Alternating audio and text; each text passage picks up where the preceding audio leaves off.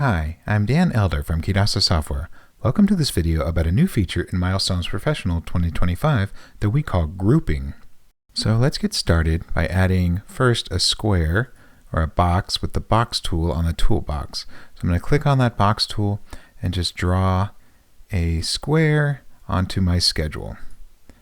Okay, that looks pretty good. So if I click on this square or box, I can see inside the selection tab, there's this box group section over here, kind of on the right side, where you can actually assign it to a specific group. So I'm not going to assign it right now, but I'll come back later and assign it to group 1. Let me add a couple more things here. So I'm going to use the T tool, and I can just kind of add freeform text anywhere I want. Call this freeform text. So using the T tool on the schedule area, we'll create freeform text. And you can see with this freeform text, if I click on it with the arrow tool, you also have the grouping drop down right here.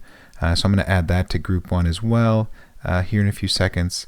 But let me just add a couple more things. I'm going to add another box. I'll show you how to add a legend entry. So I'm just going to click and drag, just kind of put that right there. And with the legend entry, you can either have it inside the box or you can just get rid of the border on the box. So I'm going to go ahead and just get rid of that border. Just going to check no border right here. So that'll get rid of that border. And then I can actually add a legend entry.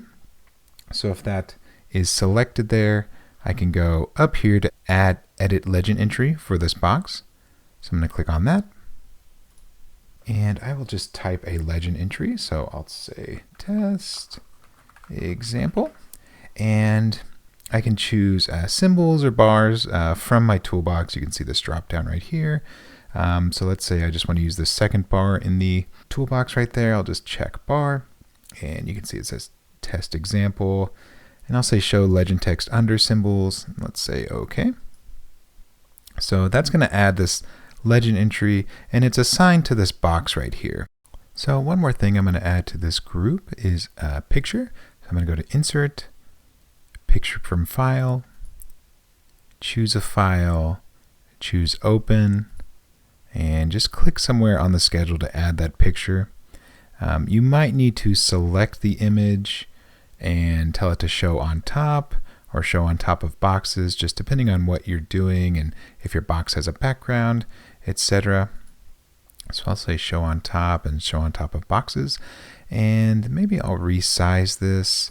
So I'm going to resize this whole box here and just kind of move things up. And this box right here, I'm going to move that. Move this one as well. I'm going to click on View, Redraw Screen.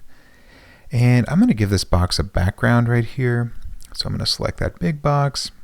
And right here you've got fill color. So I'll choose maybe like a light blue kind of color.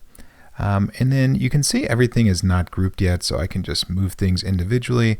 But if I add them all to a group, then they will kind of be grouped together, which is pretty nice. So I'm going to click on first the freeform text and assign that group assignment. I'll just choose one since I'm not using any other groups. And then make sure I've got this checkbox. It should be checked by default to kind of move things if they're in the same group. I'll select this box here and again put that on group 1. And then I'll choose this picture. And over here on the right side you also have the group. And then finally the background box. I'll just select that and same thing, put it on group 1. So now it all should be assigned to group 1. So if I move this big box, then everything else should move with it. So this is pretty nice. You can group things together, you can add legend entries, and you could basically come up with your own kind of custom legend, kind of design it however you want. You can add pictures to it, etc. And then you can just move it around and kind of show it wherever you want on the schedule.